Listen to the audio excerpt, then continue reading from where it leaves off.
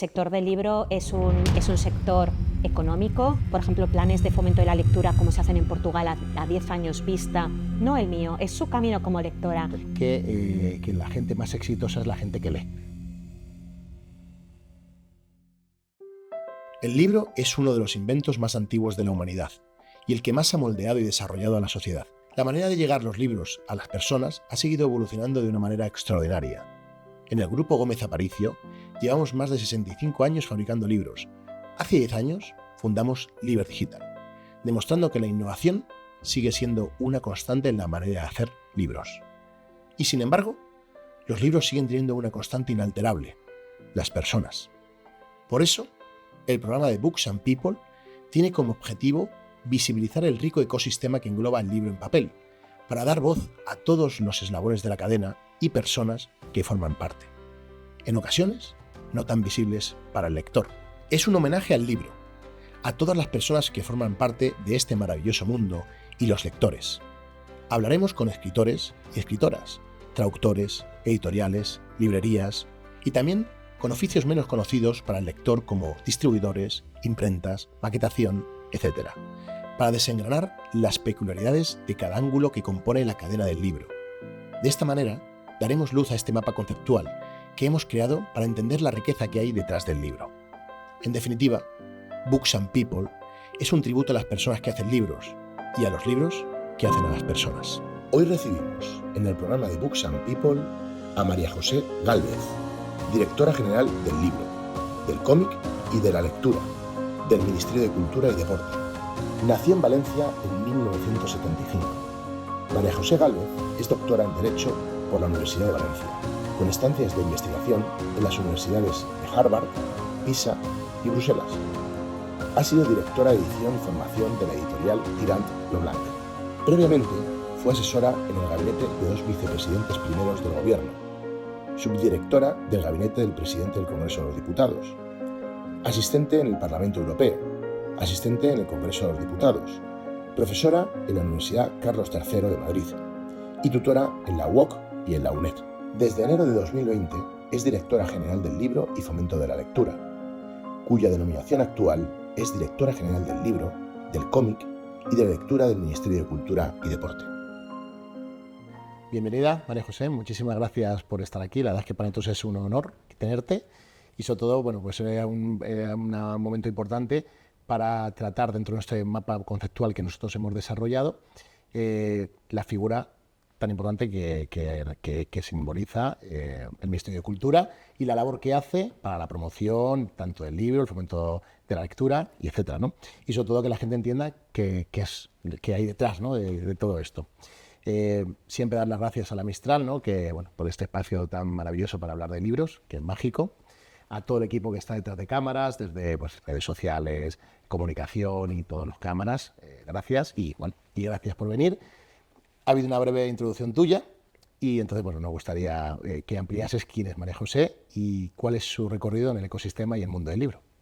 Bueno, lo primero, gracias a ti, gracias a todo el equipo por invitarme como directora general del libro y en representación también del Ministerio de Cultura, que muchas veces no se nos ve como dentro de ese ecosistema del libro, pero desde la institucionalidad pues tenemos una función que ahora pues desgranaremos. Así que de verdad muchas gracias por darnos también esa oportunidad de visibilizar esa labor de impulso y el trabajo que hacemos.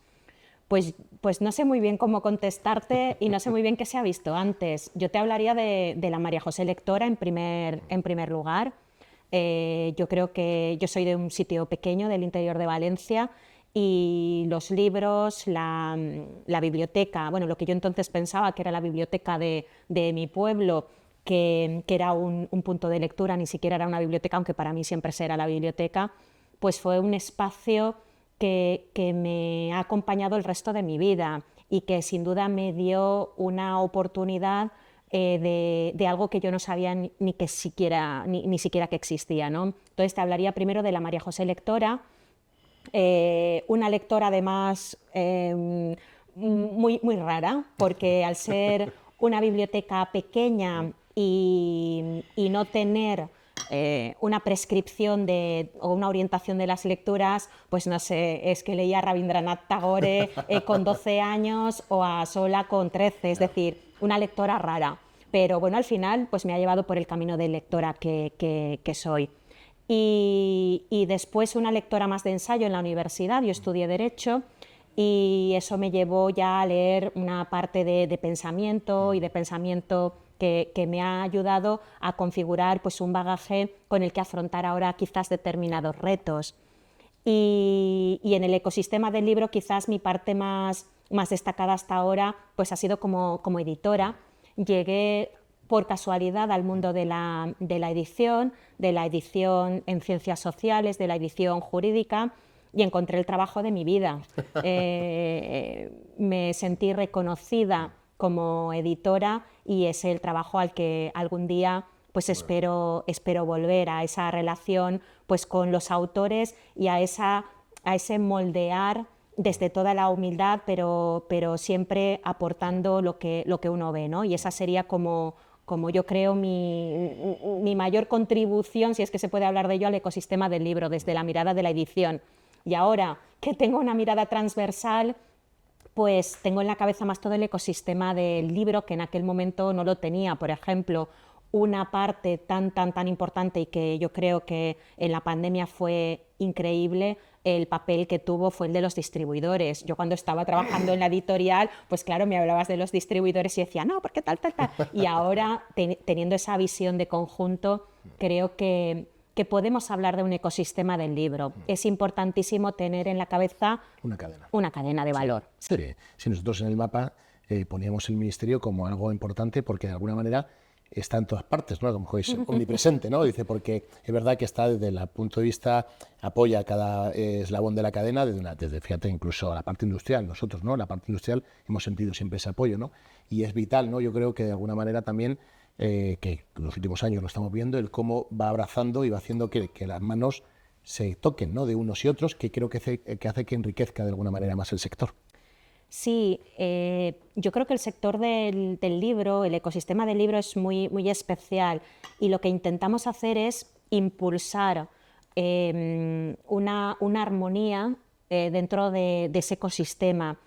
Por ejemplo, tú decías que abrazamos, y me ha gustado mucho la expresión, a todo el ecosistema, a todos los subsectores. Pues ayudas, por ejemplo, a la creación literaria, a las librerías para su sostenibilidad, para su accesibilidad, para modernizar algunos espacios de confortabilidad, por supuesto a la industria, a los editores, y después una parte para mí fundamental que es la de la lectura, sí. En bibliotecas, en otros espacios como puede ser pues esta librería. Luego si quieres te cuento algún programa que hacemos en librerías, pero sí, la idea es estar en todo el ecosistema.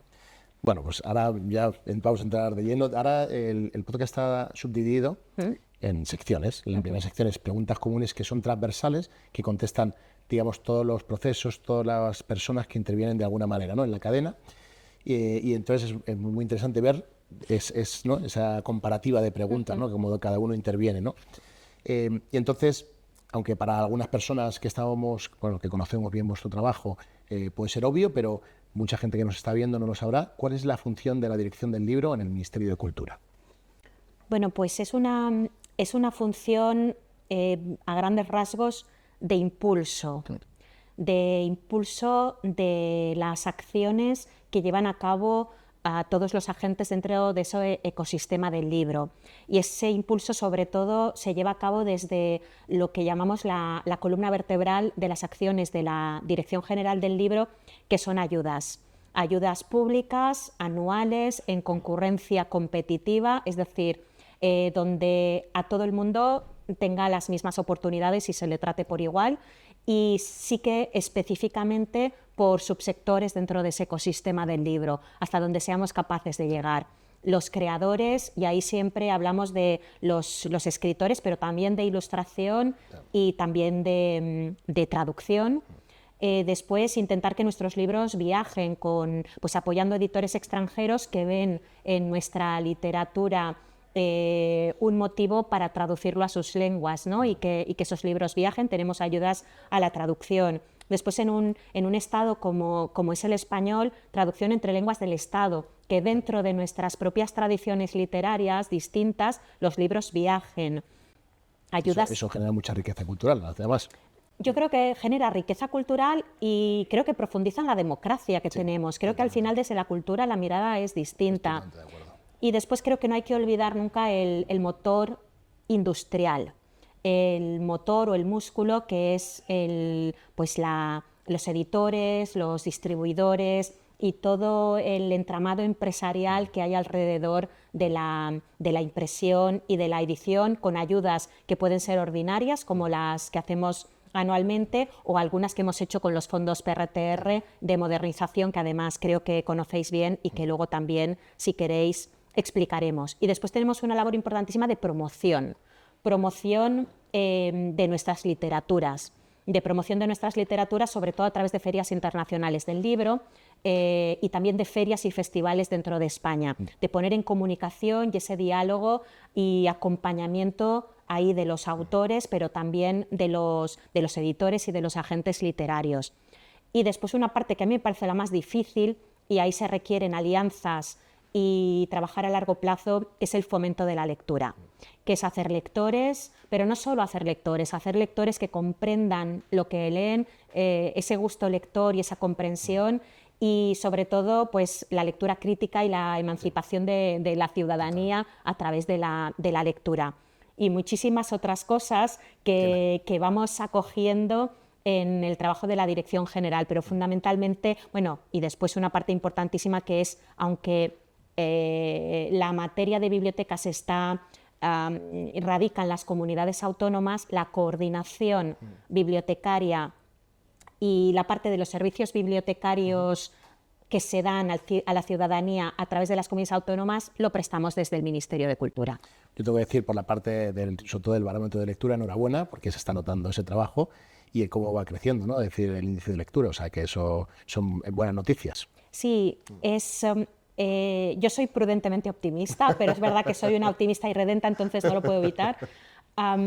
Llevamos más de 10 años de crecimiento de los índices de lectura. Es cierto que es un crecimiento lento. Bueno, así es el trabajo, ¿no? Es decir, al final más vale un crecimiento sostenible en el tiempo y que luego se mantenga. Exacto, es sin titubeos y además hace poco veíamos que un rango de edad en la que teníamos el farolillo rojo, que es de 14 a 24 años, se ha incrementado la lectura en ese rango que nos hace realmente felices. Y yo creo que ahí hay una explicación muy sencilla, insisto, en las alianzas con el sector, con las distintas administraciones, y un trabajo de fondo. No es un trabajo de hoy para mañana, es un trabajo de fondo.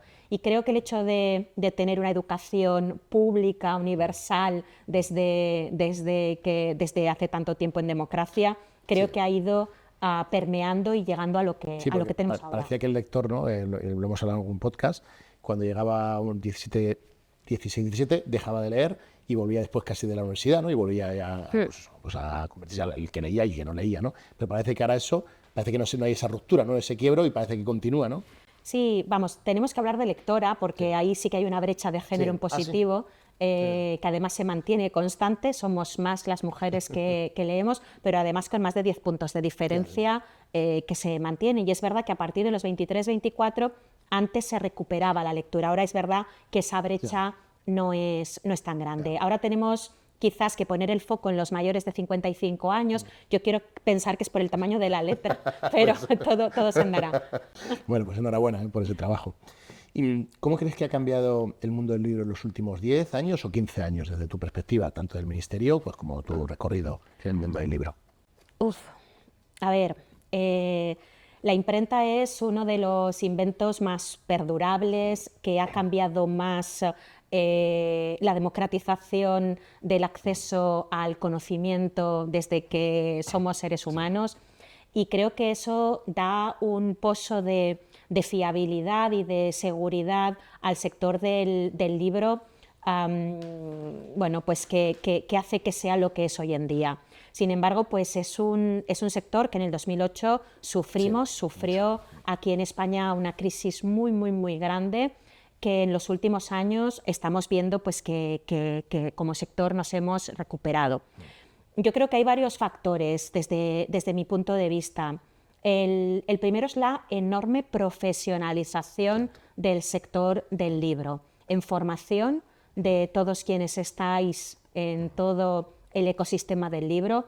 Creo que se nota esa profesionalización de todo el ecosistema del libro. Y después el buen aprovechamiento de las tecnologías en la edición, en la logística, en la venta. Es decir, se ha aprovechado muy bien lo que esas tecnologías han tenido o han podido aportar al sector del libro. Eso ha hecho, desde mi punto de vista, ganar en competitividad, sobre todo a nivel internacional, pero competitividad en todos los sentidos. Y eficiencia, que no es exactamente lo mismo, eficiencia en el uso de los tiempos dentro de cada subsector. Creo que se ha diversificado también mucho y bueno, a los datos me remito en general y en concreto cómo está el sector en España. Sí. Bueno, de hecho, fíjate, una de las cosas que bueno, no sé si es buen dato o yo creo que favorece mucho a la biodiversidad, pero de alguna manera los 90.000 títulos que se editan cada año, está diciendo, ¿no?, la salud que tiene de alguna manera el sector del libro. También es verdad que es mucha edición, ¿no? Y a veces cuando hablas con editores, libreros, es difícil de gestionarlo, ¿no? A veces que si quitarlos de educación y autoedición, siguen siendo un montón. Pues ese es un debate recurrente. Sí. Y si le preguntas aquí a una librera, pues te dirá, es que, claro, con tantas novedades, pues tengo que ir cambiando, no da tiempo de conocer bien el fondo de novedades y hay que ir pues con un trabajo que quizás con un poquito más de pausa, como se hace con el fondo editorial, pues permite hacer una prescripción sobre esas novedades que a veces, perdóname la expresión, quemas demasiado rápido. Sí. Sin embargo, desde mi punto de vista, se editan los libros que el mercado admite. Efectivamente. Y es verdad que las tecnologías hacen que las tiradas sean más cortas, que se destruyan menos libros, que la comunicación de los libreros con los editores y con los distribuidores sea más eficiente. Y sí que desde el punto de vista de la democracia, del lector, de la capacidad del lector, creo que es una riqueza increíble. Yo creo que ha habido dos palancas importantísimas para que la biodiversidad se expanda de esa manera tan magnífica, ¿no?, que estamos viendo en los últimos años. Una es las redes sociales, porque antes a lo mejor tu manera de prescribir era casi en el punto de venta de la librería, y ahora un autor prescribe su propio libro desde redes sociales y conecta con la gente, ¿no? Y luego otra, lógicamente, las tecnologías que permiten hacer a un precio razonable y rentable para la edición, 500 ejemplares, 600, puedes explorar el mercado con cosas un poco más extrañas o más de nicho, y eso creo que enriquece al final, ¿no? Sí, creo que es importantísimo, como decía antes, la profesionalización del sector y el uso de los datos para aprovechar mejor pues, todo ese capital y ese conocimiento que tenemos a la hora de la realización de un libro, de materiales, dónde distribuyes, qué tirada haces, cuándo reimprimes, qué libros son de fondo editorial, qué capacidad económica para una reimpresión pequeña tienes. Creo que ahí nos ayuda mucho toda esa experiencia previa que además creo que desde el asociacionismo de la Federación de Gremios de Editores de España, de CEGAL, se ha trabajado muy bien para toda esa parte tecnológica y de datos compartirla desde el sector. Hacer más profesional el sector, que yo creo que redunda en eso, ¿no? Sí. Que un editor también tenga que mirar los datos, o sea, que sepa que hay que hacer unos números muy concretos, ¿no? Que de costes de amortización de diseño, de un montón de cuestiones, que es verdad que a lo mejor antes era una visión más romántica del sector, y a eso al final, bueno, pues te pone en una situación complicada, ¿no? Sí, vamos a ver, esto es muy personal, pero desde luego sí, creo que el sector del libro es un sector económico, es un sector que es el primer sector en contribución al PIB en España de la cultura. Creo que hay que reivindicarlo con mayúsculas para también exigir el papel que el libro y la edición tiene en lo que es el peso económico y en la empleabilidad y en el tipo de empleos de calidad que se generan. Creo que hay que reivindicar esa parte económica y que la parte de la romantización no nos impida hablar de presupuestos y que es una industria. Y sin embargo, creo que hay una parte previa, que es la de la creación literaria, la de la ilustración, la del cómic, la de la traducción, pues que es una parte, pues eso, creativa, de libertad, de contribución y un valor per se. Y si vinculas esa parte creativa con al final la parte de la lectura, insisto, creo que no solo es una parte industrial o un negocio, es un valor y me atrevería a decir que un derecho. Sí, totalmente. Vamos a empezar con la parte de preguntas específicas. Bueno, y esto lo hemos hablado, pero por si quieres hablar más concretamente de alguna iniciativa, ¿qué iniciativas se han desarrollado en los últimos años para apoyar al sector editorial y a los diferentes actores de la cadena del libro? Vale, vamos a ver. Lo que hemos hecho desde la Dirección General del Libro, en primer lugar, es mantener lo que había, que funcionaba bien, o mejorarlo pues, con precisión. Por ejemplo, las ayudas a la edición pues, se han mantenido, se han incrementado, pero funcionaban y funcionaban bien. Y después, en un contexto muy complicado, porque hemos tenido que gestionar el libro desde la pandemia. Sí. Y ahí, pues bueno, donde pusimos el foco en primer lugar fue en dos espacios, en las librerías que estaban cerradas y queríamos que volvieran a abrir y permitir cómo trabajaban esas librerías, y ahí hicimos unas acciones específicas de ayudas a las librerías durante la pandemia, y después en incrementar el fondo en licencias sobre libros en eBiblio, que es un trasunto de una biblioteca que gestionamos desde el Ministerio, para que los lectores en su casa pudieran seguir leyendo. Eso lo hicimos en la pandemia y quizás nos quitó tiempo de empezar a construir, porque ahí estábamos como poniendo parches agujeros o remedios, porque es que no había otra. Y sin embargo, después, y también como consecuencia de la pandemia, tuvimos que gestionar los fondos europeos. Y esos fondos nos han permitido hacer proyectos que quizás antes no imaginábamos que podíamos hacer. Entre los presupuestos generales del Estado y los fondos PRTR, yo te voy a decir lo que a mí más creo que hemos contribuido a poner algo distinto. En primer lugar, las ayudas a la creación literaria no existían.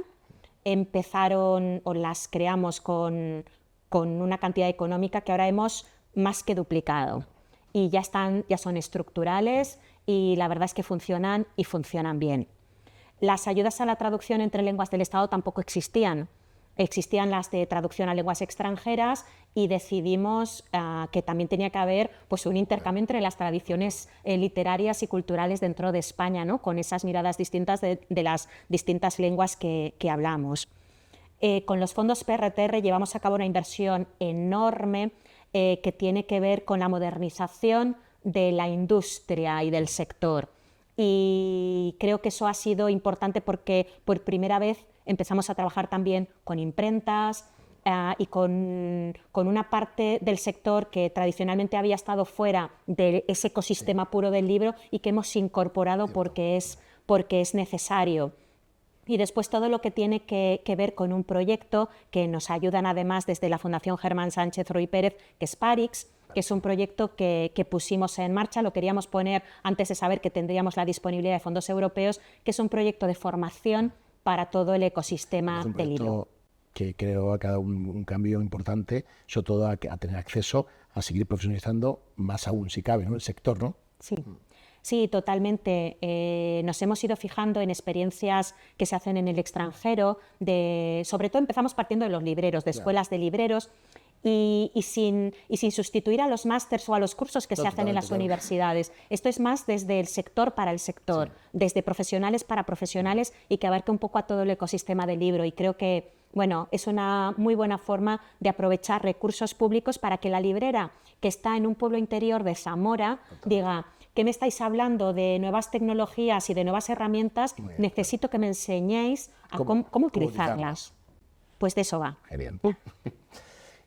¿Cómo se equilibra el apoyo entre grandes editoriales, pequeñas editoriales independientes y librerías de barrio? Uy, esa pregunta es muy difícil. Esa pregunta es muy difícil. Yo ahí sí que distinguiría entre el apoyo a las editoriales y a las librerías. Para nosotros mantener la capilaridad de la enorme riqueza que supone la red de librerías en España es fundamental. Trabajamos muy, muy de la mano con CEGAL, pero también con aquellas librerías que deciden no estar agremiadas, también trabajamos con ellas y trabajamos fundamentalmente, pues uno, a través del apoyo a todos tus libros. Claro, es un proyecto que a mí me encantó, ¿no? Porque era incluir a todo el mundo, claro, de alguna manera.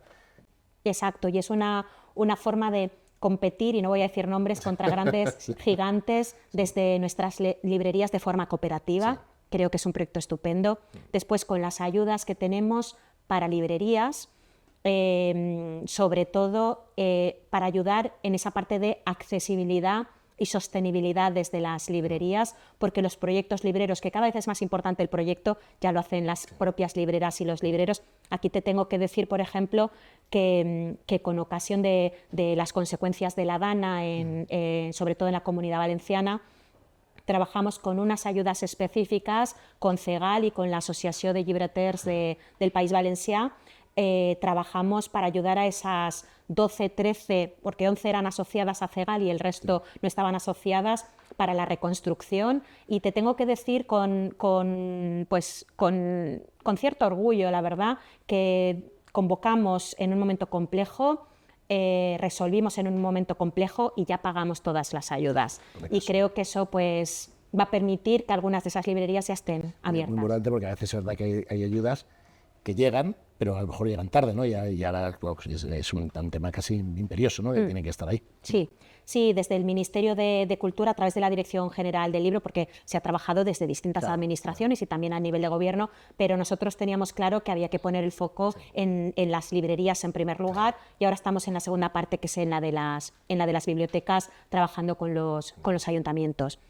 Y después, con ese foco en las librerías, trabajamos con un programa que a mí me encanta, que son las afinidades electivas, que es un programa de encuentro de escritores que propiciamos en las librerías.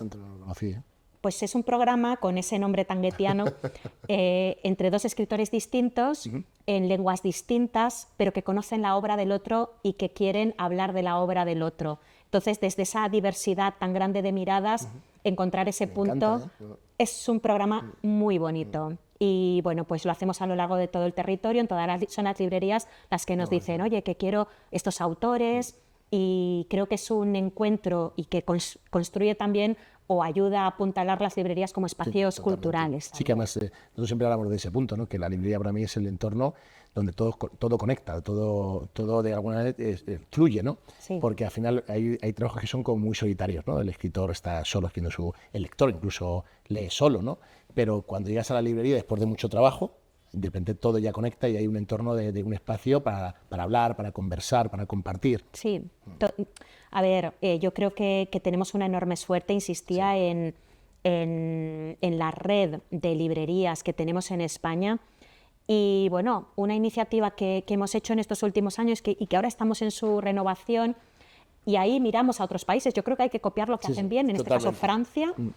Con esos envíos que se hacen desde las librerías, pues tenemos un acuerdo con CEGAL y con Correos para evitar un excesivo coste o para ayudar a las librerías independientes o más pequeñas a que no haya un incremento de coste para el lector que recibe el libro pues en su casa.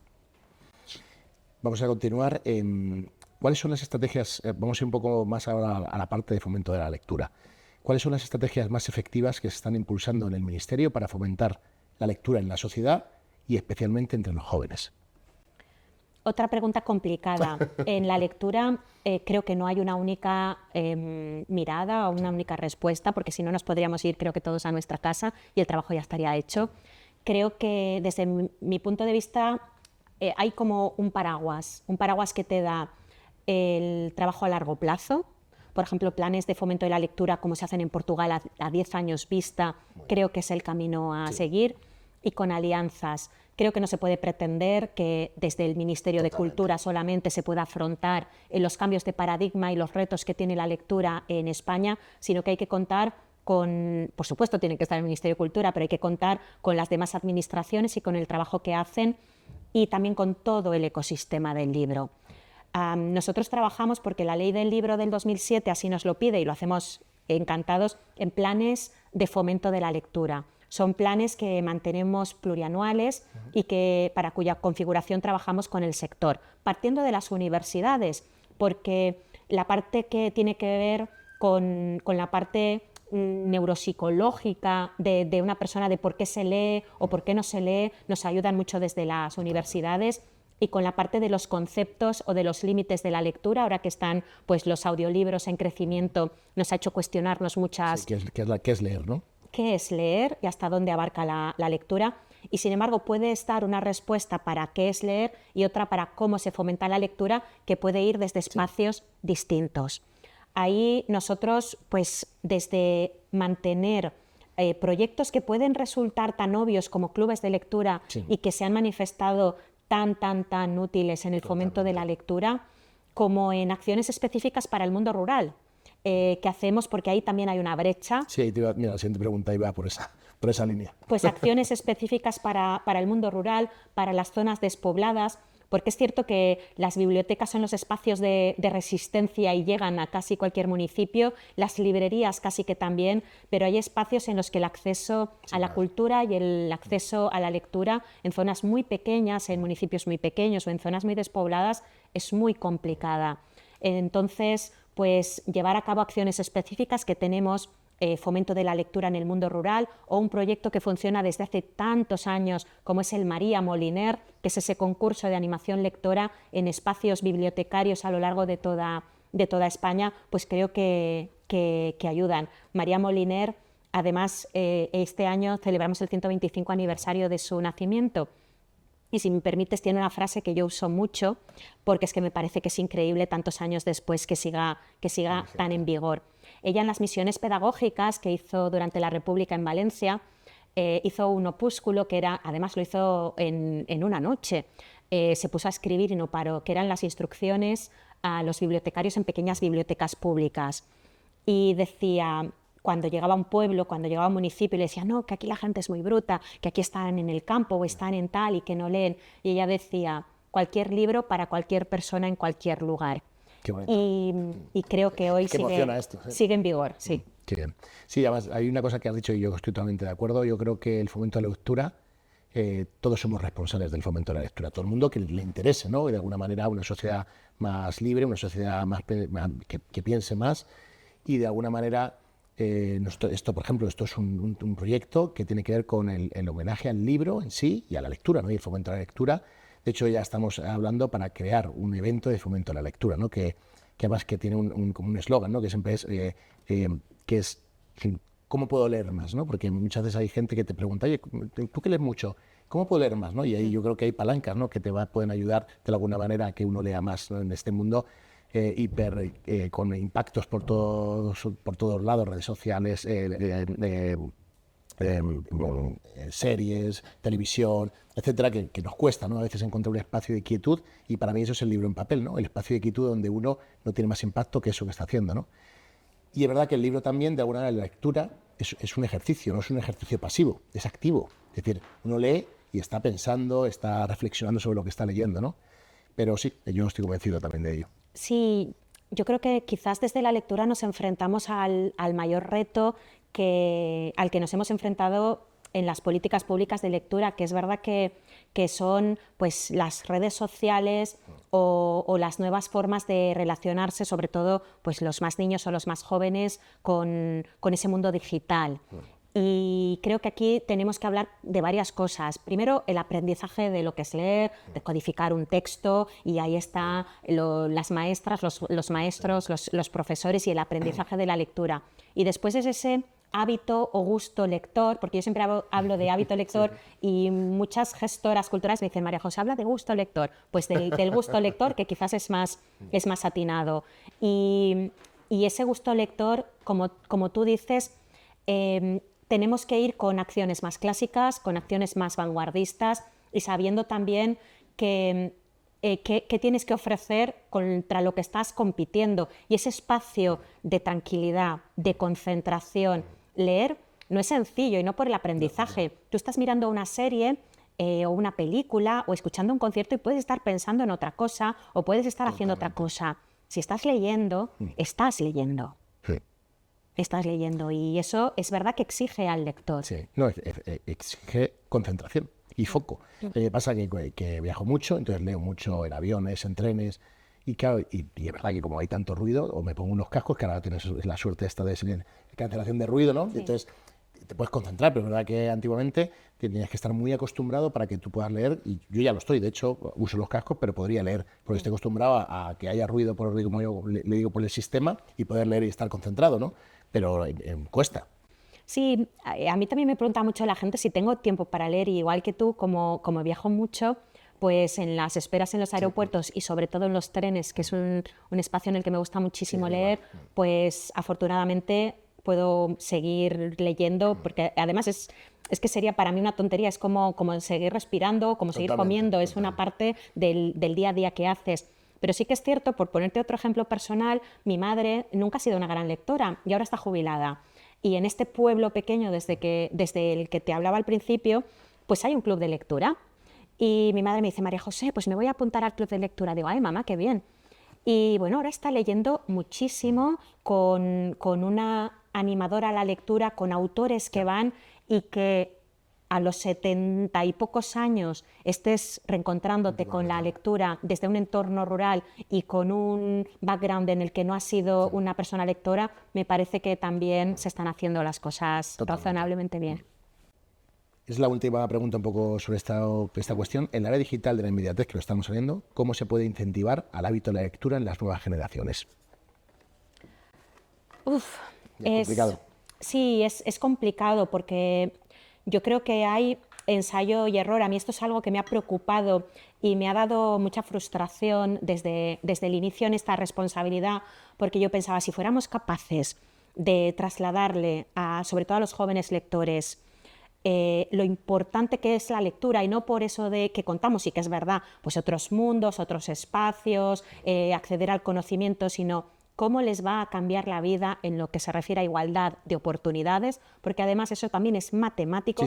Otra cosa es el gusto lector de cada uno, que te gusta más un tipo de literatura que otra, lo que aprendes o la cultura o el bagaje que tienes, es que te va a dar más oportunidades en lo que tú quieras hacer en la vida. Si fuéramos capaces en ese momento de la vida de explicar eso, cuánto tendríamos adelantado. Pero como no es posible... Hay que tropezarse por uno mismo. Como no es posible, yo creo que lo que tenemos que hacer es primero contar con bibliotecas, con escuelas, con universidades, desde luego como aliados. Totalmente. Y después ponernos en su lugar. Este fin de semana estaba yo en Barcelona en el Crash Festival. Y estaba hablando con 4.000 adolescentes en un espacio de un festival que va por su segunda edición. Y hablaba yo con las autoras que venden muchísimo. Y me decían, María José, es que no nos tienen en cuenta en determinados estándares porque, pues nuestra literatura no está tan prestigiada, y me decían, pero nos da un poco igual, porque mira la legión de lectoras que tenemos. Yo creo que hay que mirar muy desprejuiciadamente a todas las acciones que podamos ser capaces de imaginar en el fomento de la lectura, del gusto lector, sobre todo para la gente joven. Sí. Además, yo creo que lo importante es leer. Muchas veces digo a la gente, da igual lo que leas, lo que tienes que hacer es leer, siempre hay un libro para ti, ¿no? Y el otro día yo tenía una frustración con uno de mis hijos que leía mucho y dejó de leer. Y yo últimamente le decía, oye, que no lees. Y el otro día, que lo que hablábamos, que si la gente se diese cuenta, la gente joven, lo importante que es la lectura, porque al final la comunicación, o sea, cómo nos entendemos nosotros como seres humanos, tiene que ver con la comunicación. Y la lectura nos ayuda a comunicarnos, ¿no? Porque nos da mucha más vocabulario, etcétera, ¿no? Y mi hijo no leía. Yo, encima tenemos 1000 fotos leyendo juntos, digo yo, machacando, dándole libros, tal, y no conseguía conectar. Y el otro día le veo con un libro y digo, oye, ¿qué has hecho? Y dices que el otro día vi que la gente más exitosa es la gente que lee. Y dije yo, me parece maravilloso. Y dije, pues mira, siempre hay un momento de conectar y ha vuelto a leer, ¿no? Entonces, pues al final es verdad, ¿no? Que si lees, la probabilidad de éxito pues, es mayor. Y sobre todo también darles libertad a los lectores, que encuentren su propio camino como lectores. Yo también tengo una hija adolescente, y claro, imagínate, yo ya le había hecho todo el itinerario de lecturas que tenía que hacer, y esto a tal edad, que no le pase como a mí que leía con 12 años no sé qué, sino que lo tenga todo bien adecuado para su edad. Y claro, cuando deja caer Mujercitas y me dice, mamá, no quiero leer Mujercitas, a mí casi me da un vuelco el corazón. Y sin embargo, me la encuentro leyendo pues a Joana Marcús. Es su camino, no el mío, es su camino como lectora. Y yo creo que hay que respetar y ya llegará a lo que tenga que llegar, si es que tiene que hacerlo. Claro, mis hijos, por ejemplo, Yo he leído mangas, pero muy poquito porque no consigo conectar un poco con él. Sin embargo, mis hijos leían muchos mangas. Digo, pero da igual, si es que lo que lee, lo que sea, Sí. todo es lectura. Sí. Todo, y todo te lleva luego de un lado a otro, ¿no? En mi caso, ahora mismo como lector, yo lo mismo te leo una novela histórica, que un thriller, que un ensayo divulgativo, que un ensayo económico, y voy saltando libro a libro, ¿no? Y al final lo importante es leer. Sí, totalmente. Vamos a una parte sobre la parte de bibliotecas. ¿Qué papel juegan las bibliotecas en la democratización del acceso a la cultura y la promoción de la lectura? Pues un papel insustituible y esencial. Yo creo que las bibliotecas públicas son la resistencia y son el punto de acceso a, si lo hay, a una igualdad de oportunidades. Creo que las bibliotecas permiten que como ciudadanos podamos acceder a la lectura sin importar ni qué capacidad económica tenemos ni dónde residimos. Y creo que en ese sentido son esenciales, pero creo que van mucho más allá. Muchas veces cuando tenemos los congresos bienales de bibliotecas públicas y bueno, pues estamos charlando en el entorno de los bibliotecarios, de las bibliotecarias, creo que hay que reseñar muchísimo que es que permiten que ejerzamos como ciudadanos derechos fundamentales como es a la información en esta época de las fake news. Creo que el derecho a la información se ejerce también en las bibliotecas y una parte del derecho a la educación que se ejerce también en las bibliotecas. Y yo insisto y voy mucho más allá, creo que una parte de la dignidad como seres humanos nos viene dada porque la lectura sea un punto de base o un derecho llave para el ejercicio de otros derechos. Te voy a poner un ejemplo. Hace unos meses estaba en un hospital aquí en Madrid y estaba esperando para una prueba. Y en la sala de espera había una señora, además como de mi edad. Y me dice, oye, ¿tú sabes cómo funciona esto de las pulseritas? Yo digo, mira, tienes que mirar la pantalla y cuando salga lo que tienes escrito en la pulsera, pues vas a la sala. Y me dice, es que no sé leer. Y claro, yo no me había encontrado nunca en una situación como esa y menos siendo la directora general del libro. Y lo que pude hacer es quedarme con ella y acompañarla y decirle, no te preocupes, que me quedo contigo, te acompaño cuando tal. Pero aquello me hizo pensar que la lectura no es algo que es solo para el disfrute y no es algo que sea solo para la cultura, es una herramienta para ejercer todos los derechos, uno tan importante como es el derecho a la salud. Fíjate. Para ejercer todos los derechos, por eso creo que es importante que pongamos el foco en la lectura como una exigencia a los poderes públicos. Sí, hay cosas que parecen muy obvias, pero es realidad, claro, es que uno las obvia porque las tiene, ¿no? Y las tiene y uno no recuerda casi ni cuándo aprendió a escribir, o sea, a leer ni a escribir, no lo tiene, ¿no? Y dice, ¿cuándo? No lo sé. Pues es un proceso, ¿no? Que va surgiendo, ¿no? Afortunadamente, desde la democracia, el analfabetismo en España es residual. Claro. Pero no tenemos que tener la memoria tan corta y mirar hace 60 años. Sí, pero fíjate, es hasta por ejemplo, cuando lees un texto, el entenderlo, porque eso es leer, ¿no? Es decir, a veces lo hablamos ahora que hay tanto debate con los textos que cada vez son más cortos, las frases cada vez más cortas porque la gente no los entiende. Entonces, por eso a veces también la lectura profunda y la lectura más crítica también debe existir, porque luego la verdad que hay textos que la gente pasa a veces cuando os manda un mail, yo creo que hay gente que es que a lo mejor me lee el mail a la carrera, ¿no? Pero dices, oye, es que te he dicho otra cosa, ¿sabes? Totalmente de acuerdo, creo que hay 3 pasos desde mi punto de vista, o 4, aprender lo que es a leer técnicamente, el hábito lector, la comprensión lectora de textos complejos y después la lectura crítica, que eso te permita para criticar, para tener una personalidad ciudadana, ¿no? Cívica. Sí, la reflexión. Yo siempre digo que una lectura debe tener reflexión, igual que todo lo que hacemos en la vida. Dices, no hay progreso sin reflexión. Si tú haces algo y te quedas en el mero hecho y no hay una reflexión sobre lo que has hecho, no puede mejorar. Y no pasa nada si en temas, pues a lo mejor en alguna literatura más profunda, pues como un ensayo, te tienes que leer un párrafo 2 veces, pues te lo lees 2 veces. Efectivamente, así es. Mira, lo que hablamos en otra entrevista, que hoy en los relatos uno tiene que estar muy concentrado. En los relatos, y sobre todo los cortos, en los que no es como una novela que te puedes perder. En una novela uno está leyendo a veces, su mente se ha ido pero como te tienes recorrido para engancharte, ¿no? Pero un relato no tienes esa oportunidad. Y me ha pasado a mí con algún relato que digo, ostras, me he perdido y lo vuelvo a leer entero, pero al momento casi, porque por lo que sea, porque te has despistado, porque tu mente a veces se nos va y está uno leyendo y dices, oye, por dónde, como cuando vamos conduciendo, ¿no? Y pues eso es un ejercicio activo, ¿no? Sí, tú has hecho hincapié en algo que yo creo que nos pasa en casi todo, pero en la lectura, que es la atención, la concentración, porque cuántas veces también algo tan sencillo como en un examen, lee bien la pregunta. Claro, Lee bien la pregunta, algo tan sencillo como eso. Totalmente.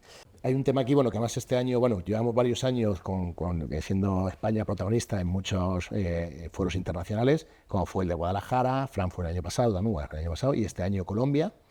¿Qué impacto tuvo la participación de España como país invitado en la Feria del Libro de Frankfurt y Guadalajara? La verdad es que ahí hemos hecho y estamos haciendo un esfuerzo tremendo de acompañamiento, por un lado, al sector de los editores y agentes literarios en la visibilidad internacional y en aprovechar esas ventanas de oportunidad que son estas ferias internacionales del libro para mejorar su posicionamiento internacional y su competitividad.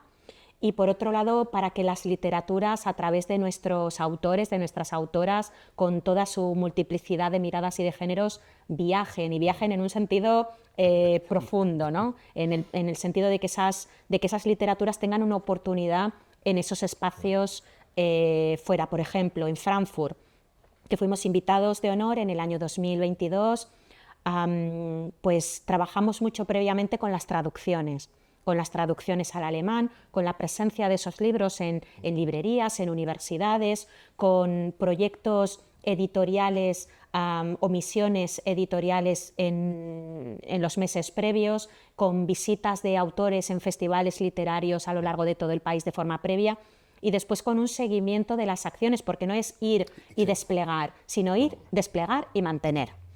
Y bueno, si miras el incremento de traducciones o la presencia de autores españoles en las ferias en Alemania, o la importancia del español en ese rango de donde están los libros traducidos en Alemania, pues se ha incrementado. Y la venta de derechos, que es, yo creo que un ámbito donde desde España, desde el sector editorial, todavía hay muchísimo margen para crecer, pues creció bastante. En Guadalajara, creo que la mirada fue distinta. En Guadalajara compartimos idioma y lo que pretendíamos era hacer más eficiente ese tráfico de libros a ambos lados del Atlántico, ¿no? Ese poner en comunicación realmente una autora mexicana con un editor español, con un distribuidor, es decir, esa eficiencia de la que hablábamos en todos los sentidos. Y ahora en Bogotá, que vamos a ahondar también en ese camino en América Latina, sí que es verdad que hay un punto. Si en México era camino de ida y vuelta, ese diálogo en igualdad de condiciones con México, en Colombia es Cultura para la Paz, porque es un diseño muy centrado también en una narrativa, en una construcción, en este mundo en el que vivimos, que desde la cultura se puede construir de otro modo. Así que, bueno, y no te cuento dónde estaremos en el 26, pero ya lo tenemos casi cerrado. Spoiler, no hacemos spoiler. No puedo hacer spoiler, no. ¿Cuáles son los retos que se enfrenta el sector del libro hoy en día y cómo los está abordando el Ministerio? ¿Cuáles crees que son los retos? Bueno, ahí habría muchísimo que hablar. Yo creo que, la inteligencia artificial, desde luego... Pues es un debate bastante... Es un debate de calado, que además no se puede afrontar ni desde una dirección general, desde el Ministerio, por supuesto que se afronta, pero yo creo que aquí hay que trabajar en alianzas porque es un problema global y que además es transversal y que afecta a todos, pero desde luego a la cultura y a la creación literaria, a la traducción, al cómic, afecta mucho, y creo que es uno de los temas. Sí, sobre todo de dónde bebe, ¿no? Porque a veces para mí esa es la gran cuestión de todo esto, ¿no? ¿De dónde bebe esto? O sea, si bebe otros textos, aunque luego se transformen, ha bebido un texto, ahí hay una propiedad intelectual. Totalmente. Y ahí el Ministerio ha iniciado una serie de mesas con, por supuesto, no solo del libro, sino también pues, del cine, de la coreografía, de la danza, del arte contemporáneo, una serie de mesas para ver con los marcos normativos que tenemos, sobre todo fijados desde Europa, ver cuál es el camino a construir para la protección de esos derechos, sobre todo de los creadores. Yo creo que eso, la inteligencia artificial sería uno. El otro sería la sostenibilidad. Y la sostenibilidad... La siguiente pregunta iba a ser. Es que me adelanto. Pero muy bien. Muy bien. La sostenibilidad en un sentido profundo, es Sí, decir, sí. por supuesto medioambiental, Totalmente, sí. pero también la sostenibilidad económica, social, de tiempos, o sea, una sostenibilidad del sector, y yo creo que ahí se está trabajando bien. Yo me siento muy orgulloso porque creo que desde España se ha hecho un trabajo en libros cada vez más sostenibles, preocupación real, que esto yo a veces lo hablo muchas veces, está la preocupación que ahora está muy de moda, impostada, de oye, hay que quedar bien en la foto, y está la real. Y en España se está viendo una preocupación real, en general en Europa, me gusta. La preocupación de cómo se pueden hacer libros más sostenibles. Yo tengo siempre comentarios y búsqueda, innovación con las editoriales. ¿Cómo podemos hacer esto de esta manera? Todo el rato el pensamiento es cómo se desarrolla, incluso a veces generando libros a un coste más alto, pero que son más sostenibles, y que creo que ese es el futuro, ¿no? Totalmente de acuerdo y coincido contigo, porque yo creo que el sector en su conjunto se ha dado cuenta de que el futuro del libro es sostenible o no puede ser. Totalmente. Y bueno, pues ahí todos sumando desde la empresa privada y también desde las instituciones públicas. Y la inteligencia artificial, la sostenibilidad y quizás la accesibilidad también Sí. a todos los... No me gusta hablar de producto, pero en la parte tecnológica sí. Y a la lectura, bueno, yo creo que la accesibilidad también es uno de los temas fundamentales. Y para mí, pero esto sí que es muy personal, el mantener la salud de todo el ecosistema, que no haya una parte mucho más fuerte y una parte muy, muy frágil, porque si se rompe el ecosistema, el sector se resquebraja. Sí. Y creo que mantener la mirada a que desde el libro estamos hablando de un ecosistema es importantísimo. Right. Bueno, hemos llegado a la parte ya de preguntas finales. Me ha parecido la entrevista súper interesante, me está encantando. Muchas Como ves, soy gracias. súper habladora. No, pero me encanta porque es muy interesante. Es que además no nos damos cuenta, fíjate que yo sí conozco un poco más todo el trabajo que hacéis, la cantidad de trabajo que hacéis, y es en la sombra, ¿no? Y por eso me gusta lo que estamos haciendo desde el podcast, que es visibilizar desde ya sea o el ministerio, o un editor, o todo el mundo, un corrector de estilo, es decir, toda la gente que contribuye de alguna manera, y en vuestro caso, de un punto de vista, digamos, más casi no solo protector, sino que fomenta, ¿no? Sí, tienes razón, y eso ahí entono el mea culpa. Creo que sí que hacemos muchas cosas, creo que, No, pues son muchas, sí. que trabajamos mucho, creo que es lo que toca, es nuestro servicio público, pero creo que lo contamos regular. Sí. Y por eso, gracias a vosotros. Yo tenía un compañero que lleva temas de marketing y me dice, Luis, podéis hacer cosas muy bien, pero si no las comunicáis, nadie sabe que lo estáis haciendo, ¿no? Y digo, pues mira, y le dije, pues tienes razón, ¿no? Y entonces empezamos a comunicar más y tal.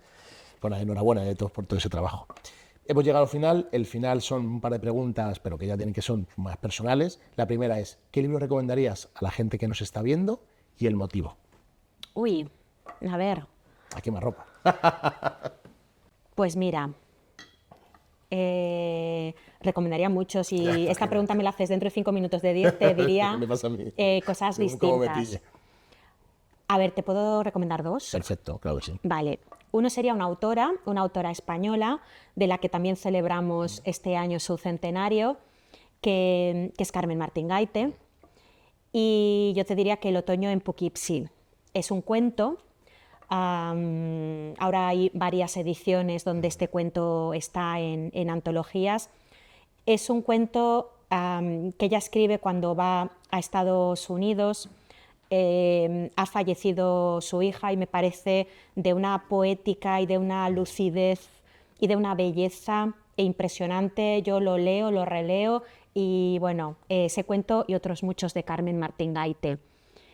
Y después otro que es uno de mis autores favoritos y además es que estaba viendo aquí y lo recomiendo por eso, porque quizás es uno de mis libros favoritos, que es El rumor del oleaje de Yukio Mishima. Mishima, Creo que, bueno, es un Romeo y Julieta japonés y, bueno, me parece que es de una profundidad y de una belleza increíble. Tenía unos textos maravillosos.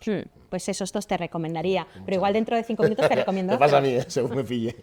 ¿Y cuál es tu primer recuerdo con un libro? Pues mira, mi primer recuerdo no sé si es, pero el libro que yo sí recuerdo que fue el primer libro que me cambió mi forma de ver el mundo. Y es que me acuerdo perfectamente, yo estaba en octavo de GB, cuando existía la EGB, y fue Celia en la Revolución de Elena Fortún. Yo había leído toda la serie de Celia y bueno, me gustaba mucho, pero bueno, Celia en la Revolución para mí fue distinta porque me aportó unos elementos que a partir de ese momento de lectura incorporé a mi forma de ver el mundo. Me encantó el libro por lo que significó en mi cambio de mentalidad. Y para terminar, siempre hacemos un regalo a los invitados, es un libro. Espero que no lo tengas. Vamos a ver. Mira, pues no lo tengo y además me encanta. Es la biografía de Almudena que ha hecho Aroa Moreno y Ana Jarén. Está precioso editado y además conozco mucho a Aroa. Y bueno, creo que los libros son memoria. Los libros son memoria y creo que mejor memoria que tener a Almudena siempre cerca. Totalmente. Muchas gracias. Gracias a ti y muchas gracias por ver esto. Gracias.